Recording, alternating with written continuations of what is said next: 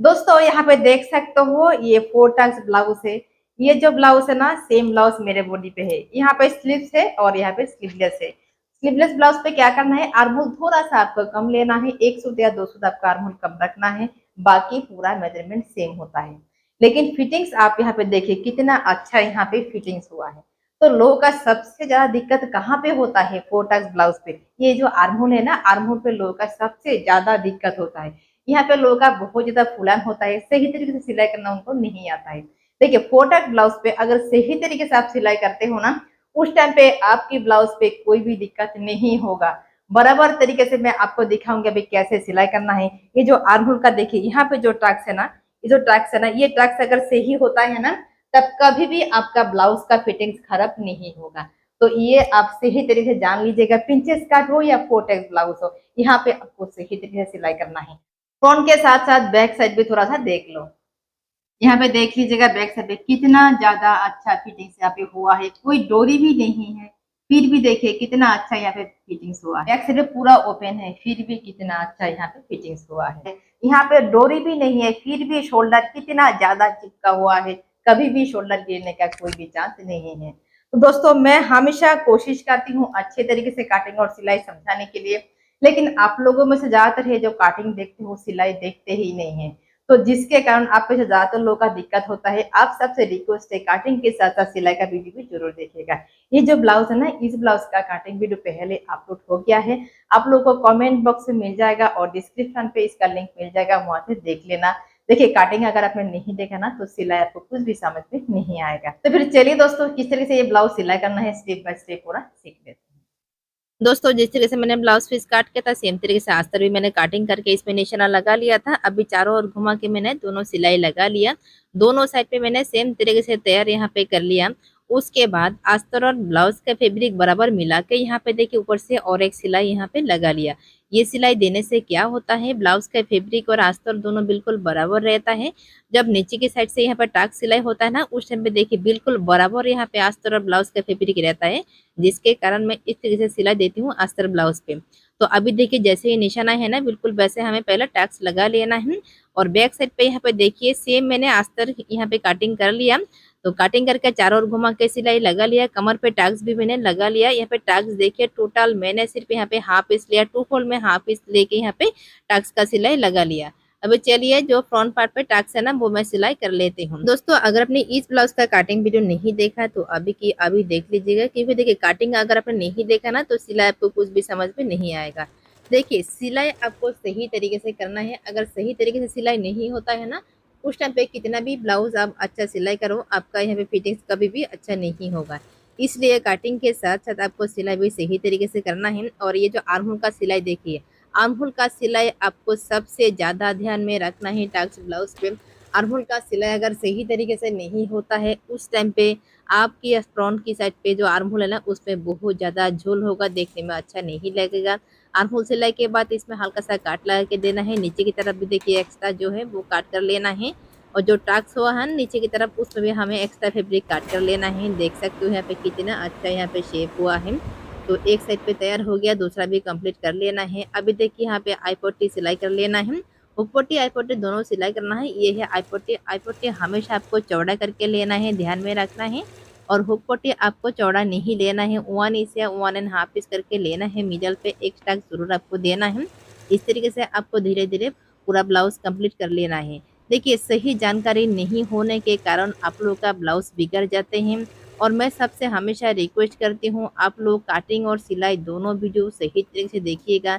ज़्यादातर लोग क्या करते हैं, काटिंग का वीडियो देखते हैं लेकिन सिलाई का वीडियो नहीं देखते हो, जिसके कारण आप लोगों को हमेशा दिक्कत होता है। किसी का यहाँ पे प्रॉब्लम है, किसी का वहाँ पे प्रॉब्लम है। देखिए अगर सही से आपको सिलाई सीखना है ना, तब आपको काटिंग और सिलाई दोनों सही तरीके से देखना है। ब्लाउज का साइज छोटा हो या बड़ा हो, लेकिन तरीका सेम होता है। अगर सही तरीके से आप करते हो ना, उस टाइम पे कोई भी साइज का ब्लाउज हो, सिलाई करने में और काटिंग करने में आपको कोई भी दिक्कत नहीं होगा। तो देखिए हुक पट्टी हमेशा अंदर की तरफ फोल्ड करना है और आई पट्टी बाहर की तरफ है, ये होता है हुक पट्टी। इसमें आप चाहो तो बाद में तुरपाई कर सकते हो, पहले मशीन से सिलाई करने से बहुत ही जल्दी होता है, जिसके कारण मैं सिलाई कर लेती हूँ। अभी आर्म होल पे देखिए यहाँ पे और एक सिलाई आपको जरूर देना है। पहला सिलाई देने के बाद थोड़ा दबा के यहाँ पे और एक सिलाई देना है। ये सिलाई देने के बाद ही आपके आर्म होल पे अच्छा फिटिंग्स होगा। ये सिलाई नहीं देने से आर्म होल पे आपका फुलान कभी भी खत्म नहीं होगा। जितना हो सके फ्रंट आर्म होल पे दबा के सिलाई कर लीजिएगा। अभी देखिए फ्रंट और बैक का यहाँ पे शोल्डर पे जॉइन कर लेना है। शोल्डर पे जॉइन करने के बाद थोड़ा सा पीकू कर लेना है और नेक साइड पे थोड़ा दबा के सिलाई करना है और आर्म होल पे दबा के नहीं सिलना है। ये बात भी ध्यान में रखना है। अगर नेक साइड पे थोड़ा दबा के सिलाई, झुका के सिलाई नहीं करते हो ना, उस टाइम पे शोल्डर गिरने का चांस रहता है। अभी यहाँ पे देखिए मैंने उरे पट्टी लिया, उरे फैब्रिक से यहाँ पे मैं नेक पे पूरा सिलाई लगा लूंगी। आप चाहो तो यहाँ पे डोरी पाइपिंग भी लगा सकते हो या नॉर्मल पाइपिंग भी लगा सकते हो। आप अपने हिसाब से यहाँ पे अपनी पसंद के हिसाब से यहाँ पे कर सकते हो। दोस्तों अगर आप मेरे चैनल पे न्यू होते हो ना, वीडियो पसंद आ रहा है, मेरे चैनल को सब्सक्राइब जरूर कीजिएगा और साथ में जो बेल आइकन है उस पर क्लिक करना ना भूलें मेरे आने वाला हर वीडियो का नोटिफिकेशन पाने के लिए। मैं जितना हो सके आपको इजीली समझाने की कोशिश करती हूँ, स्टेप बाय स्टेप पूरा समझाने की कोशिश करती हूँ। दोस्तों अगर आपको कोई भी डिज़ाइन हमें सेंड करना है, आप मुझे भेजना चाहते हो, पिक्चर वगैरह कुछ भी देना चाहते हो, आप मुझे इंस्टाग्राम में दे सकते हो, शानो फैमिली ब्लॉग, वहाँ पे आप दे दीजिएगा। आपको अपनी पसंद के हिसाब से कोई भी डिजाइनर ब्लाउज मिल जाएगा। और जो डिजाइन आपको चाहिए ना, डिजाइन का ब्लाउज कटिंग स्टिचिंग चाहिए, उसके साथ आप अपना मेजरमेंट भी जरूर सेंड कर दीजिएगा, तब आपको अपने मेजरमेंट के हिसाब से वीडियो मिल जाएगा।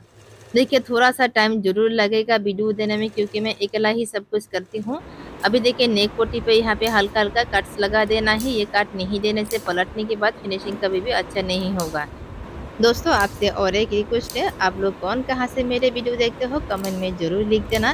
क्योंकि देखिए आप लोग जब लिखते हो ना, बहुत दूर दूर से आप लोग मेरे वीडियो देखते हो, तब मुझे बहुत ही अच्छा लगता है। कमेंट में ज़रूर लिख देना। दोस्तों और एक बात, कभी कभी क्या होता है, काम की वजह से किसी किसी का कमेंट है ना, रिप्लाई करना मैं भूल जाती हूँ, मिस होता है मेरे तरफ से। तो जिसके जिसके कारण बहुत सारे लोग गुस्सा होता है, बोलते हैं आप रिप्लाई नहीं करते हो। देखिए मैं सबको रिप्लाई करती हूँ, पर्सनल मैं खुद करती हूँ।